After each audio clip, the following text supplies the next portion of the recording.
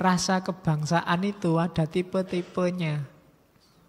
Ada kebangsaan cap ningrat, ada cap intelek, ada cap rakyat.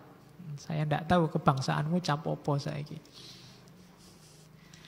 Cap ningrat itu, iya sih kamu merasa saudara sebangsa setanah air, tapi dalam batinmu aku lebih tinggi dari rakyat biasa, dari orang lain. Aku ini keturunan elit, bangsawan. Nah, itu berarti kebangsaanmu cap ningrat. Kamu merasa darahmu biru. Saya tidak tahu istilah darah biru itu dari mana. Di luar negeri kamu ngomong my blood is blue, bingung ngomong luar negeri. Oh, apa my blood is blue itu? Darahku biru gitu. Mana orang barat ngerti ini darah merah atau darah putih. Nah, itu kebangsaan cap ningrat. Kalau Hatta jelas tidak suka orang-orang yang yo kebangsaan, cuma gayanya gaya ningrat. Merasa lebih besar, merasa akulah yang punya hak untuk jadi pemerintah. Akulah yang punya hak untuk mengelola Indonesia ini. Aku keturunannya mau coba itu Lusian misalnya. Aku itu masih ada darah, itu misalnya. Itu cap ningrat. Merasa dirinya besar. Merasa dirinya bukan orang biasa. Itu banyak. Salah satu yang dikritik oleh Bung Hatta. Orang-orang yang merasa dirinya elit. Ya siapapun, ya kalau zaman dulu kelompok feodal, kelompok-kelompok bangsawan. Kalau hari ini ya elit itu bisa yang sekarang menjabat misalnya merasa loh aku itu elit. Aku itu lebih tinggi dari rakyat yang manapun. Wong aku itu wakilnya rakyat. Misalnya, nah itu gaya ningrat. Seolah-olah jasaku loh yang paling besar di Indonesia ini. Kalau ndak ada aku, ndak ada kelompokku, ndak ada grupku, nah itu kebangsaan cap ningrat. Ini tidak Indonesia. Yang kedua, kebangsaan cap intelek. Nah, ini kebanyakan kita, orang yang ada di jalur ilmu. Kebangsaan cap intelek itu gawenane tutur-tutur terus, gawenane nesu-nesu, ngeritik-ngeritik, pokoknya ndak aku ape salah kabeh, sing bener aku. Cap intelek. Analisin ndaki-ndaki wis kuwabe, pokoknya versi komentator itu kebangsaan cap intelek. Bal-balan ndak bisa tapi kuwabe dikomentari. Jadi kalau main sendiri sepak bola dia jungkir balik, tapi kalau ngomentari dia lebih canggih daripada Ronaldo, Messi dan kawan-kawan. Koyo ngerti-ngerti, wah harusnya tadi yang diturunkan, wah harusnya tadi strateginya. Kayak bisa-bisa nyekel klub beneran ya jungkir balik. Cap intelek, semuanya dikritik. Semuanya ndak ada yang benar, itu cap intelek. Yang benar cuma aku. Pikiranku itu loh yang unggul. Makanya kamu sekolah kayak aku. Harus sampai doktor gelarmu. Wah, cap intelek. Jadi termasuk orang-orang yang mikirin jelimet. Jadi rakyat itu wong iki ngomong apa itu ndak paham. Kita yang ndak sekolah disuruh memahami dia yang sekolah sampai tinggi. Itu cap intelek. Dia jadi menara gading. Jadi harusnya kan dia yang pinter sudah dibayari negara banyak, harusnya dia yang bikin kita tercerahkan. Kewalik, malah kita yang bingung memahami pikiran-pikirannya. Nah, itu kebangsaan cap intelek. Kalian juga begitu, jangan sampai bikin orang susah dengan ilmumu, dengan pengetahuanmu. Ya kalian mahasiswa, pengetahuanmu pasti sudah tinggi lah. Di kampung mungkin kamu bisa jaya lah. Cuma ya ceramah ndak usah pakai tema Sokrates, Aristoteles, Plato. Ya sake masjidmu. Nanti kamu ceramah di masjid teorinya materialisme dialektisnya Karl Marx itu wis. Khotbah Jumat bingung nanti. Nah, itu cap intelek. Kalimat-kalimat bikin sesederhana mungkin gimana caranya orang paham.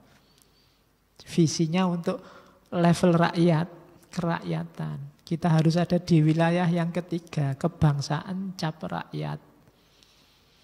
Yang ada di pikiran kita jangan elit-elit yang sudah luar biasa, sudah sukses, sudah jaya, ada di atas. Tapi rakyat.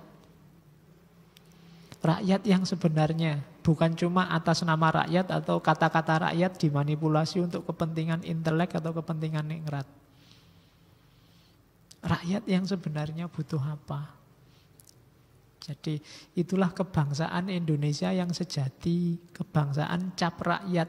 Yang ada di pikiran kita itu rakyat. Bukan gimana ya caranya presiden itu biar sukses pemerintahnya, bukan itu. Tapi gimana caranya bareng-bareng biar kita orang se-Indonesia ini, rakyat ini bisa makmur. Nah itu kebangsaan cap rakyat. Ya salah satu jalannya ya pemerintahan, maka pemerintahan harus bagus. Tapi jangan fokus pada yang ningrat maupun yang intelek. Ningrat bisa manipulatif, menyusahkan rakyat untuk kepentingan kelompok bangsawan. Bahkan nanti Hatta banyak mengkritik di antara kenapa Indonesia sampai dijajah itu karena kaum ningratnya tidak kompak, tidak punya idealisme tinggi. Intelektualnya banyak yang bayaran, banyak yang pesenan. Jadi dua ini bahaya. Kelompok ningrat yang nyari untungnya sendiri atau kelompok intelek yang dibayar. Itu biasanya karena dibayar dia mengabdi pada yang bayar. Akhirnya rakyatnya nomor sekian. Mendiskusikan tentang kemiskinan di antara orang-orang kaya di hotel mewah. Itu kan tidak nyambung. Kalau ingin ngerti miskin itu apa, ya undanglah orang-orang miskin. Biarkan mereka ngomong terus kita tanggapi.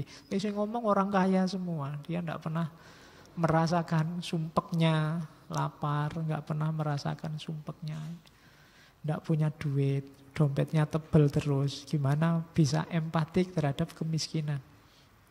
Nah, itu rasa kebangsaan namanya. Jadi didiklah batinmu untuk peduli pada rakyat. Oke, terus. Nah, terus kayak gimana sistem yang bagus untuk Indonesia? Yang jelas demokrasi. Tapi katanya Hatta, jangan demokrasi barat, juga jangan demokrasi komunis. Kenapa ndak barat? Katanya Hatta, barat itu sukses sih. Menggulingkan feodalisme zaman Perancis, revolusi Perancis, melahirkan liberalisme, liberty, equality, fraternity, kemerdekaan, persamaan, persaudaraan. Cuma dalam pandangannya Hatta, orang barat itu hanya sukses di kemerdekaan. Begitu masuk ke wilayah persamaan dan persaudaraan, barat gagal total. Buktinya apa? Yang lahir individualisme. Orang tidak saling peduli. Saya pernah 1 bulan di Singapura, itu ya belum barat-barat beneran. Itu sama tonggoku kamar sebelah ini, dia sama-sama 1 bulan di situ. Kenal aja ndak? Masuk lift ya, paling sama berdiri gini, lirik-lirikan aja. Paling ketemu, hai juga. Sakulan loh itu, namanya aja saya ndak ngerti.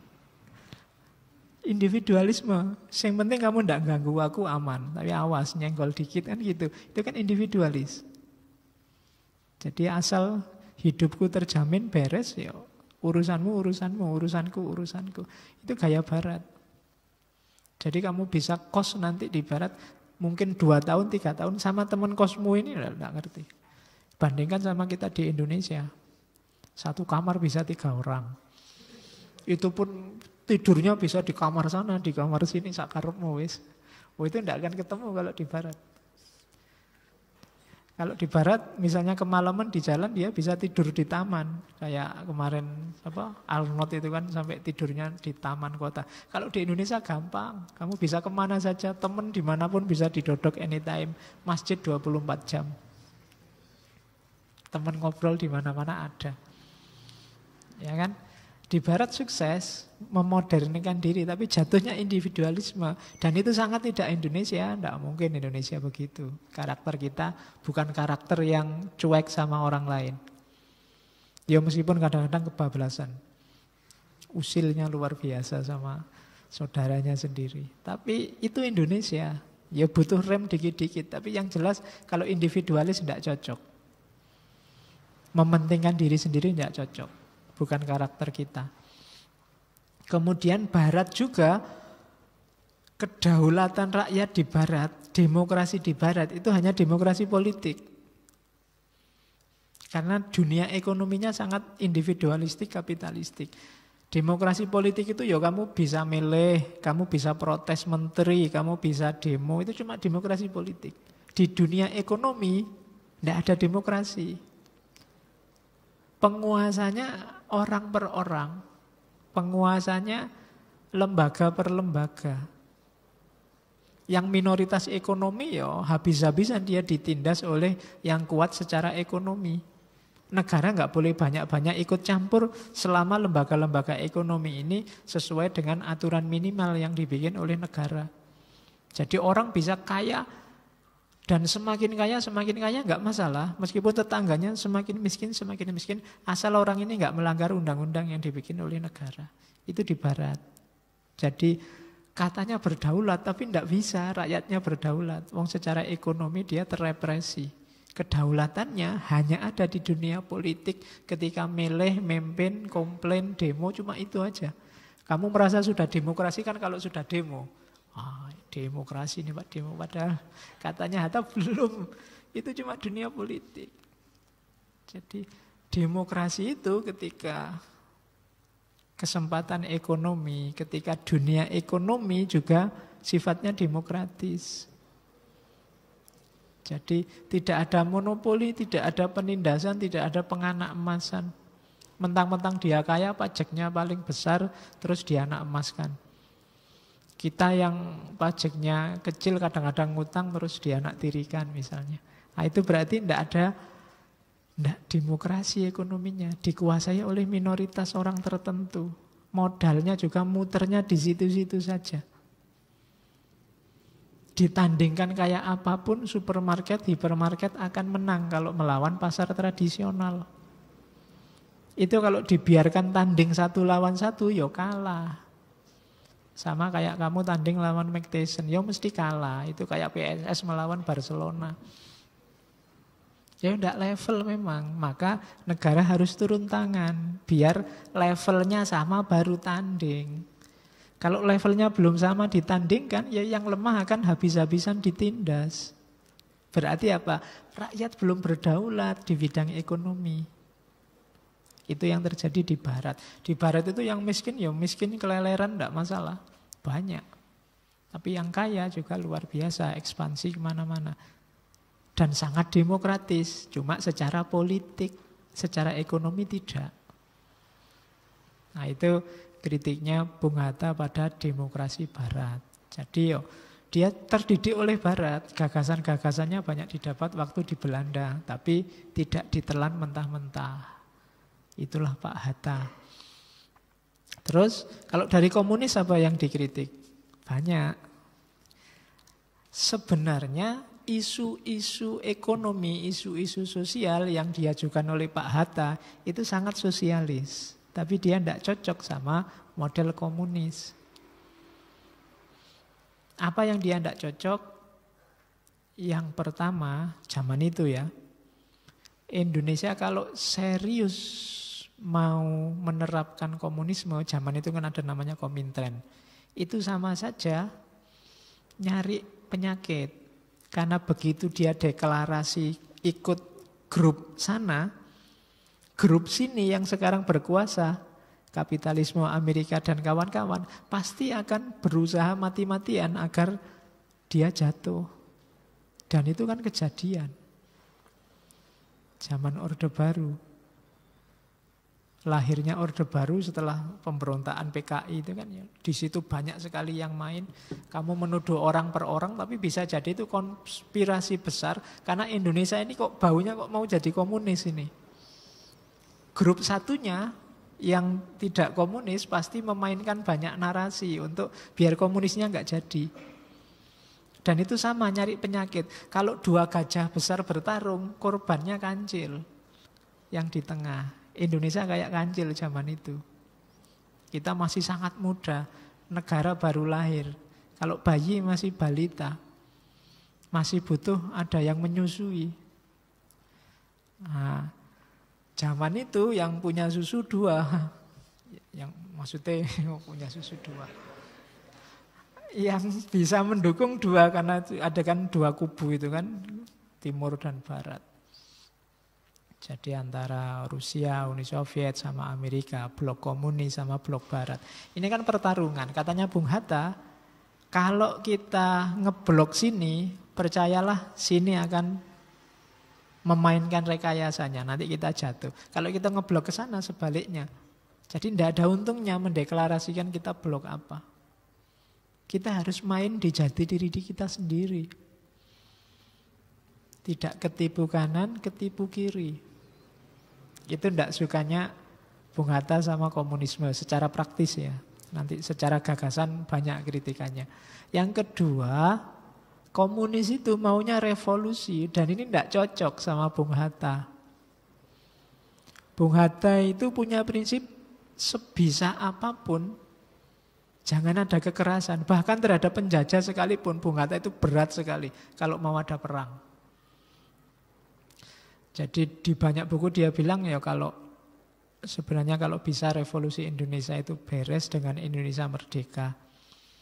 Kalau tidak sangat terpaksa sebaiknya tidak ada kekerasan. Makanya perjuangannya kan dari meja ke meja. Perjuangan orang sering menyebutnya perjuangan jenis kooperatif. Tapi kalau tidak ada ini juga ya kita susah juga untuk mandiri sebagai bangsa. Kalau cuma hanya perang saja, tanding saja, melawan Belanda, melawan Inggris, melawan sekutu, kita pasti kalah. Kalau tidak ada perundungan diplomasi. Ya sebaliknya, diplomasi saja tanpa ada kekuatan militer, kita pasti juga disepelekan. Jadi dua-duanya penting. Tidak usah ada yang bagus yang melawan kayak Jenderal Sudirman, atau ya enggak, ya bagus yang enggak, dua-duanya penting. Kalau kita enggak punya power militer yang kelihatan, ya dalam perundingan kita mesti disepelekan, dianggap negara lemah. Tapi kalau enggak ada perundingan, perang saja, ya mesti kita kalah. 10 November heroik luar biasa kan, semua orang tanding cuma pakai bambu runcing, tapi kan akhirnya ya kalah. Jadi kalau tanding ya kita mesti kalah secara militer ya, meskipun orang Indonesia punya keris, punya santet, punya pesugihan, tetap kalah pada akhirnya. Itu secara militer. Maka perlu imbangan dari dunia kooperatif, perlu ada lobby-lobby, perlu ada perundingan-perundingan. Itulah yang dijalankan oleh Bung Hatta. Jadi persepsi kita tentang pahlawan itu bukan cuma orang yang tanding ngangkat pedang, ngangkat bambu runcing. Tapi mereka-mereka yang dari meja ke meja juga bertanding luar biasa untuk kemerdekaan Indonesia. Ya termasuk Soekarno, Hatta, Syahrir, dan kawan-kawan. Oke, jadi yang kedua itu, Bung Karno nggak terlalu suka model revolusi. Apalagi nanti revolusinya komunis itu kan melahirkan diktatorship. Kan nanti ada fase namanya diktator proletariat. Orang-orang miskin proletar yang sekarang menguasai sumber daya akhirnya balas dendam pada orang-orang borjuis yang semula menindas mereka. Itu fase diktatorship, katanya Karl Marx, itu normal. Orang yang habis dipukuli sekarang punya kekuatan untuk mukuli, pasti mukul mereka. Meskipun nanti katanya Karl Marx, tenang aja, setelah balas mukul ya dia terus sadar. Kasihan ya, tak pukuli kemarin saya sakit, sekarang dia mesti sakit. Yuk sekarang bikin masyarakat tanpa kelas. Kan itu ramalannya Karl Marx. Dan tidak terjadi. Ya. Kenapa? Ya orang-orang kapitalis ya pinter. Sebelum dia dijatuhkan ya dia main. Sehingga orang-orang proletar yang mau menjatuhkan borjuis, mau mukuli borjuis, akhirnya saling pukul-pukulan sesama mereka sendiri. Borjuisnya jadi penonton. Kenapa? Mereka punya modal, punya kapital, ya kan? Ya kayak hari ini kan demo kubu A, demo kubu B, itu kan berarti kuncinya tidak pada idealismenya, tapi yang kuat bayari. Jadi orang-orang borjuis tetap menang. Oke, itu kedua. Jadi enggak, jangan revolusi deh, evolusi aja. Pelan-pelan kita ambil kekuasaan dari penjajah. Kemudian yang ketiga, yang keempat, komunis berjuang berdasarkan teori perjuangan kelas. Ini yang tidak disukai oleh Hatta. Begitu di kepala kita ada kelas-kelas, saat itu juga gambaran kita tentang persatuan runtuh. Begitu kita punya persepsi, aku ini orang kelas tinggi loh, dia orang rendah. Atau sebaliknya, aku ini rakyat biasa, dia borjuis yang harus dijatuhkan. Itu alamat gagasan persatuan dan kesatuan, kesamaan visi tadi, cita-cita bersama, rasa senasib pasti hilang. Dan ini bagi Bung Hatta blunder. Kalau rasa senasib, sepenanggungan, seneng bareng-bareng, sedih bareng-bareng, yang kayak gini ini tidak ada ya, kita tidak akan bisa jadi bangsa. Sementara jalurnya komunis itu, yang model Marx itu kan pertama-tama melihat bahwa masyarakat ini ada kelas-kelas. Otomatis di situ orang langsung disekat-sekat, di kategori-kategori. Kalau temenmu celananya mahal, arlojinya mahal, bajunya mahal, borjuis ini. Nah, sementara ini yang tidak pernah ganti, tidak pernah mandi, jenis sobek-sobek, ini orang proletar kan. Terus kamu bagi orang kelas per kelas. Belum lagi nanti kelas lain ikut-ikutan. Ada kelas santri lah, ada kelas macam banyak kelas. Jadi melihat orang dalam kotaknya masing-masing itu katanya Hatta enggak. Perjuangan yang diawali dari perpecahan akan susah melahirkan persatuan. Jadi yuk kita bareng-bareng. Jadi makanya Nabi bilang kan unsur ahoka zoliman au madluman. Itu ya bareng-bareng, kalau ada perilaku yang tidak beres, semuanya harus dibereskan, baik yang dizolimi maupun yang menzolimi. Karena kita satu level, tidak ada hubungannya sama kelas-kelas. Semuanya kita dukung dengan cara mendukung yang berbeda. Kalau orang baik, kita dukung agar dia melanjutkan kebaikannya. Kalau orang jelek, kita dukung agar kejelekannya dihentikan. Kan itu. Tapi tetap kita ada di kotak yang sama. Itu yang ada di pikirannya Bung Hatta. Ya, jadi makanya dia Indonesia tidak cocok model komunis. Meskipun di beberapa aspek butuh visinya orang-orang sosialis. Karena sebagaimana mulai Cokro Aminoto kemarin kan, sosialisme itu sebenarnya watak dasar orang-orang timur. Meskipun tidak harus ekstrim radikal jadi komunisme. Karena beberapa kali di Indonesia dicobakan model komunisme gagal. Kenapa? Karena dalam komunisme ada, seperti katanya Bung Hatta, ada aspek revolusi. Dan ini tidak cocok sama kita. Ada aspek pecah belah lewat persepsi kelas, itu juga tidak cocok sama kita.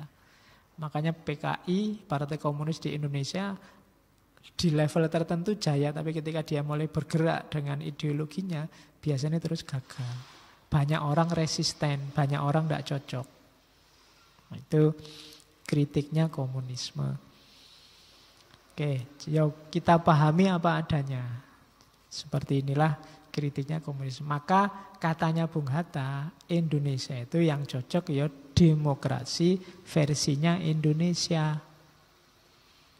Kayak gimana demokrasi versinya Indonesia? Ada 3 aspek dari 3 sumber. Yang pertama sosialisme, yang kedua Islam, yang ketiga kolektivitas.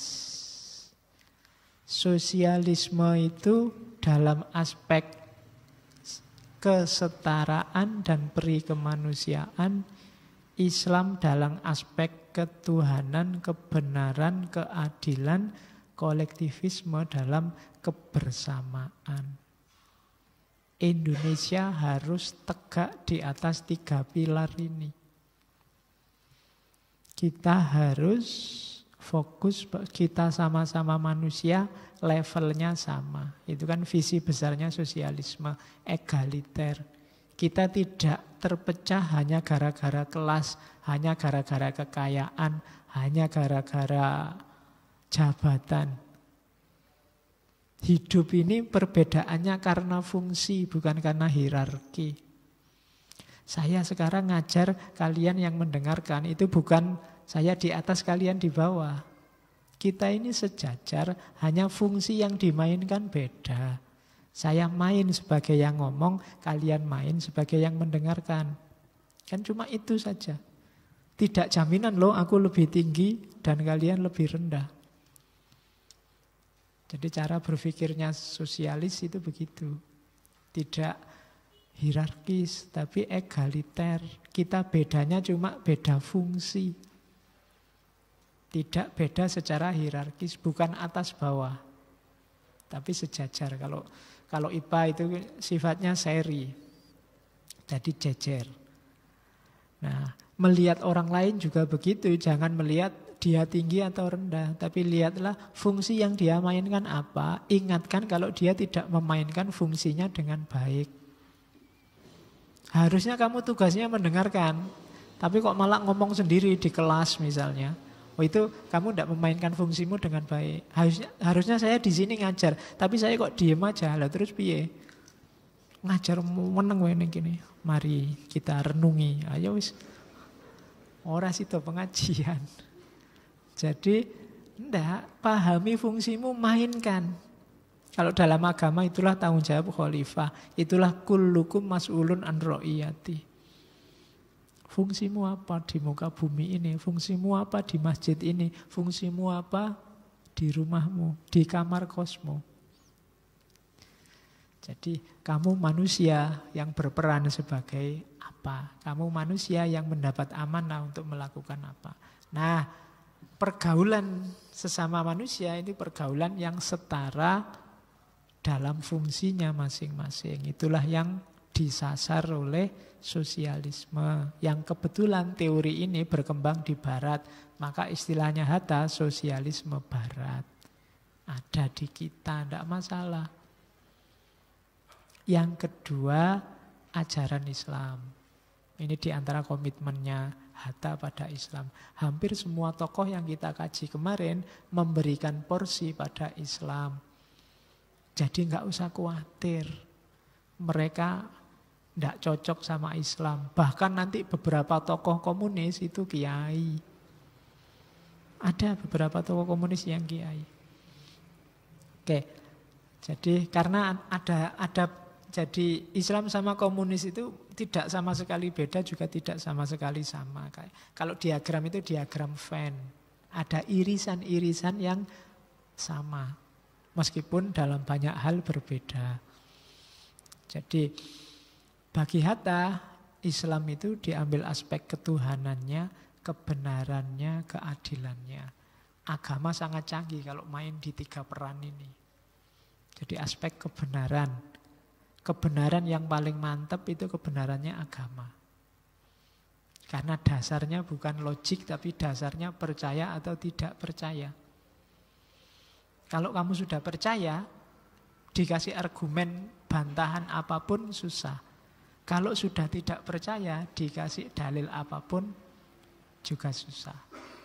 Jadi mantap. Dibandingkan yang modelnya mengejar dengan keraguan, dengan skeptisisme, itu biasanya bantah-bantahannya gampang. Begitu kamu sudah percaya, selesai. Pacarmu selingkuh loh. Enggak, saya sudah percaya sama dia. Gitu loh.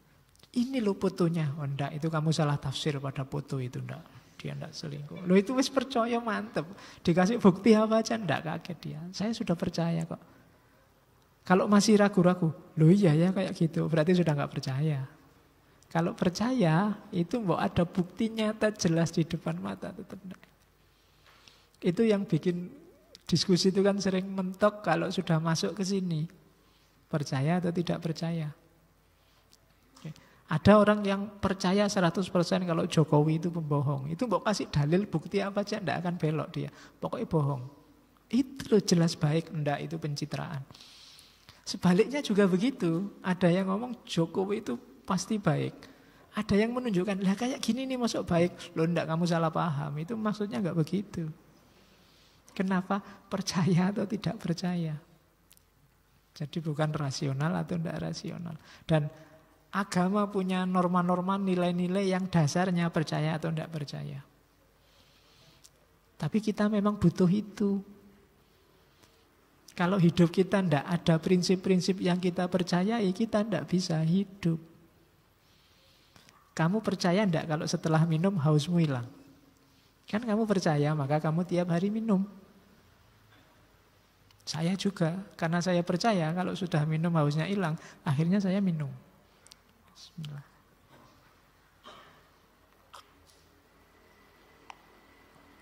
Kalau saya tidak yakin, kan susah. Tidak, saya coba diteliti lagi. Apa iya kalau setelah minum hausnya hilang? Itu kan masih panjang ceritanya. Tapi kalau percaya sudah selesai.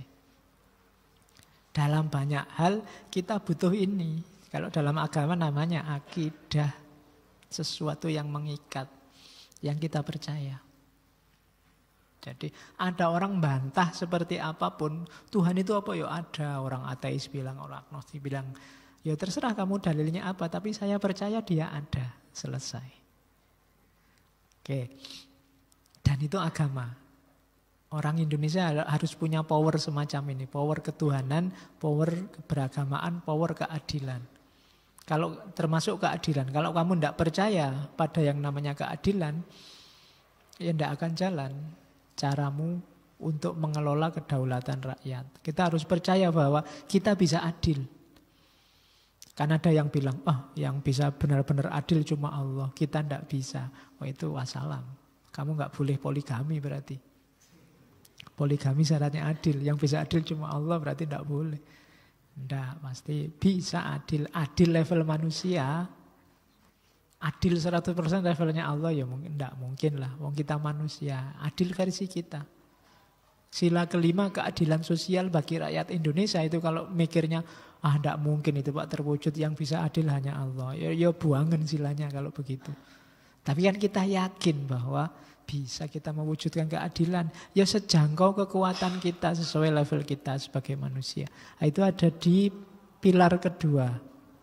Orang Indonesia harus berketuhanan, percaya pada kebenaran dan mau mewujudkan keadilan. Spirit ini sumbernya dari agama, khususnya Islam. Dan yang ketiga, pilar kebangsaan itu kolektivitas bareng-bareng. Kalau kamu pecah-pecah, kalau kamu jalan sendiri-sendiri, sakarepmu dhewe ya sudah. Sukses itu harus bareng-bareng. Ngaji ini sukses karena kita punya visi bareng-bareng menjalankan fungsi kita masing-masing bareng-bareng. Kalau kamu, saya tidak mau Pak, yang lain ngajinya malam Kamis, saya ngajinya malam Sabtu aja deh. Ayo kamu tidak ketemu ngaji. Kamu di luar kolektivitas, wong sudah disepakati malam Kamis kok kamu malam Sabtu.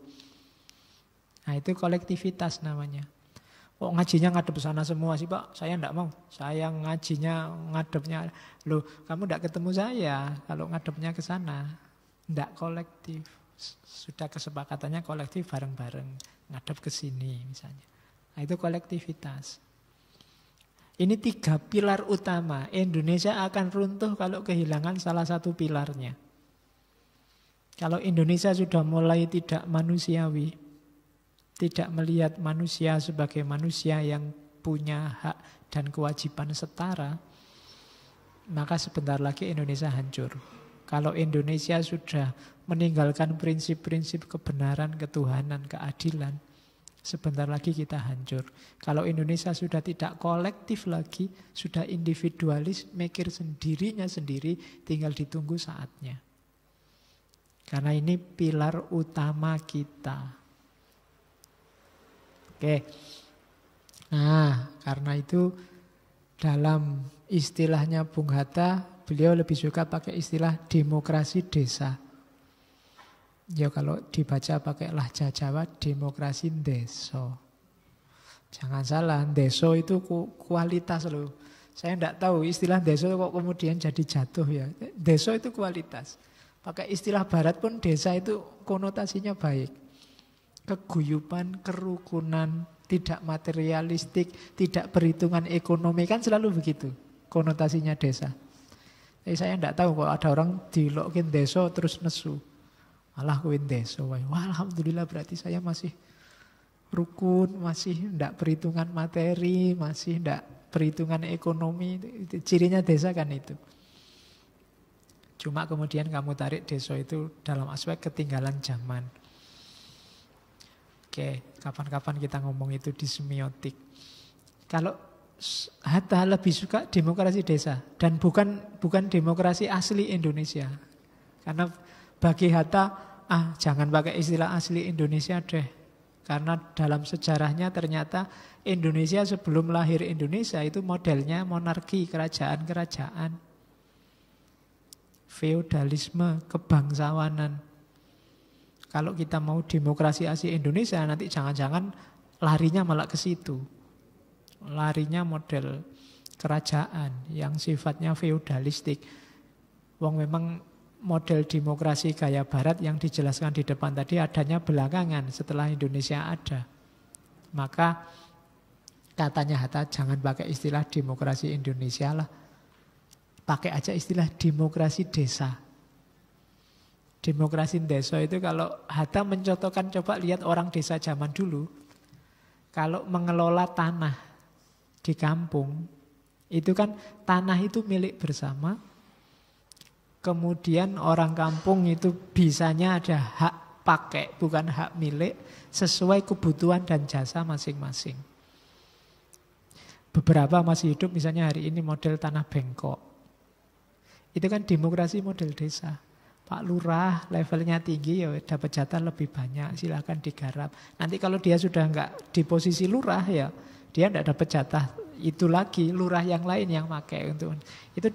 Katanya Hatta demokrasi model desa, disepakati, guyub rukun.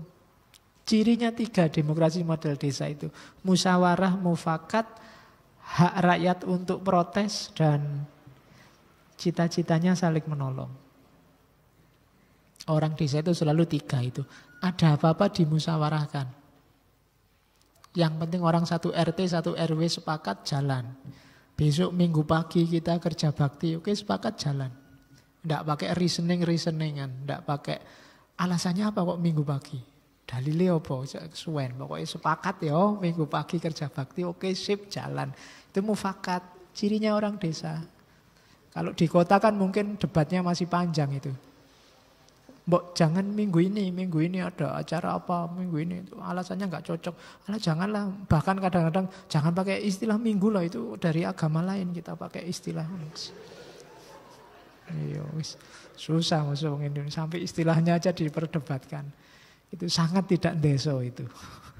Kita ndeso lah sedikit, jadi yang penting musyawarah disepakati kan jalan. Yuk kita sepakati yuk kan jalan, sudah nggak ribet. Kemudian protes boleh. Di desa itu kan orang lebih santai untuk melakukan protes. Mbok yo jangan begini, mbok yo jangan begitu, lebih longgar situasinya. Kalau di kota biasanya banyak sekatnya. Mahasiswa mau protes dosen, wah kok nilaiku jatuh, jangan-jangan. Pegawai mau protes atasannya, waduh pangkatku bisa diturunin ini. Buruh protes majikannya, wah, bisa dipecat. Ini agak susah. Jalur untuk komplain itu susah. Mau tak protes kok ya dulu dosenku sendiri, mau tak protes kok ini, susah. Tapi kalau di desa lebih cair situasinya. Tidak serumit struktur yang ada di kota. Maka istilahnya demokrasi gaya desa. Dan yang terakhir, orang itu cita-citanya tolong menolong. Di desa itu begitu ada orang butuh, sering-sering tidak usah diminta, orang turun tangan untuk bantu. Kalau ada tetangga, rumahnya kena angin, terasnya roboh, itu percayalah besok tetangga berduyun-duyun bantu. Tanpa harus dikomando. Kalau di kota kan untuk kayak gitu kan harus ada SK dari pejabat yang berwenang.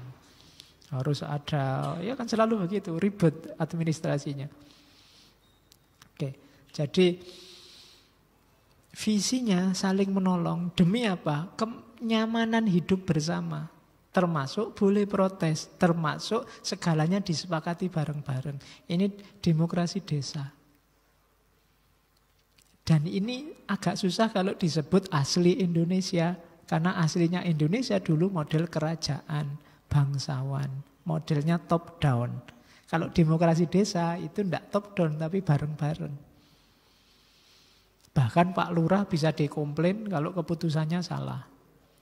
Tapi kalau model kerajaan, kamu berani ngomplain raja, kena tuduhan makar, kamu bisa masuk penjara. Dulu, kalau sekarang enggak. Oke, itu demokrasi desa. Maka ayo kita hidupkan demokrasi desa, katanya Hatta. Meskipun sekarang desa-desa sudah mulai kiblatnya ke kota. Ya, kalau mau gotong royong enggak mau datang kalau enggak ada undangan. Kalau disuruh ronda, orang lain yang suruh datang dia bayar. Itu mulai geser-geser sekarang. Tapi kita kembalikan lagi hidup yang guyup. Kayak di desa. Musyawarah mufakat. Hak untuk bersuara dijamin. Dan mode hidupnya saling tolong-menolong. Sebenarnya Indonesia butuh gaya ini. Termasuk hari ini. Hari ini kita kebalikannya. Musyawarah mufakat selesai. Yang ada saling jatuh menjatuhkan. Saling adu dalil. Hak untuk bersuara diperebutkan luar biasa, masing-masing ingin suaranya yang paling benar. Visinya sekarang bukan tolong-menolong, tapi saling membesarkan kelompoknya, grupnya masing-masing. Itu berarti kita sudah antitesisnya demokrasi desa. Jadi mari hari ini kita hidupkan lagi gagasannya Pak Hatta untuk ayo kita bikin demokrasi desa. Ya kayak ngaji ini kan mungkin sebenarnya gayanya masih sangat desa. Jadi kan kalau gaya kota ngaji sudah nggak kayak gini lagi, kamu harus wajibnya pakai seragam yang syar'i, bajunya harus putih-putih, kopiahnya putih. Ustadznya kayak gini nggak laku, ustadznya itu harus rada klimis sidik, kayak itu baru. Nah, itu kan apa-apa mau diseragamkan. Suara-suara alternatif nggak bisa bunyi karena dianggap kamu ngomong keliru sidik kok dianggap sesat. Sekarang kan begitu, kamu ngomong aja kan sekarang takut. Sebentar lagi akan lebih dahsyat lagi, orang Indonesia tidak akan percaya pada apapun. Kemarin kamu meragukan berita, besok kamu tidak akan percaya berita apapun. Termasuk berita yang baik dan benar. Kenapa? Presidennya hari ini kan presiden bahwa 90% berita itu hoak, bohong. Nanti lama-lama kamu tidak akan percaya semua berita dan itu alamat sebentar lagi terus chaos. Kacau tidak karu-karuan.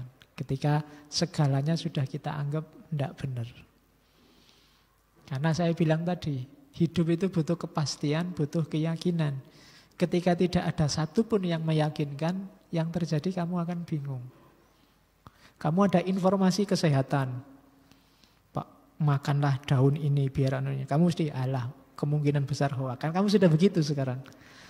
Ada informasi bahwa daging kurban itu harusnya bla bla bla bla. Wah, itu dicek dulu lah hadisnya, enggak percaya dulu. Sekarang semua begitu. Lama-lama info apapun kamu pertanyakan. Termasuk dari orang yang sangat kamu percaya sekalipun. Dan itu mungkin sebentar lagi akan terjadi begitu. Karena kamu sangat sering dibohongi, akhirnya mindset yang terbentuk adalah mindset takut dibohongi. Berita sebaik apapun, sebenar apapun, sebentar lagi akan kamu ragukan kebenarannya. Mungkin besok sebentar lagi ada yang bilang, sholatlah tahajud, tahajud itu baik. Coba dicek lagi dalilnya, mesti ngono. Sedelotnya ada begitu mesti. Kan sekarang banyak yang tengah malam tahajud itu.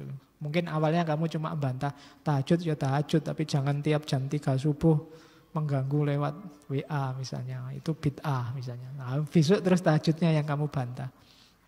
Tahajud itu kan cuma sunnah, ngapain sih ribut-ribut tentang yang sunnah misalnya. Lama-lama kamu anggap kamu sepelekan dan kamu anggap hoak semua. Jadi kan terus hadisnya kamu lacak, kamu curigai sebagai hadis dhaif. Hadis dhaif itu kan hadis hoak itu. Kalau zaman dulu nggak ada WA, jadi istilahnya hadis dhaif. Sekarang kan hoak itu di mana-mana. Nah itu, ya kamu sendiri hati-hatilah karena ya benar kamu sering dibohongi, tapi tidak semua berita bohong. Cerdaslah. Jadi akal sehatnya dipakai, hati nuraninya dipakai. Dua-duanya harus hidup. Oke, terus itu ramalannya Pak Hatta.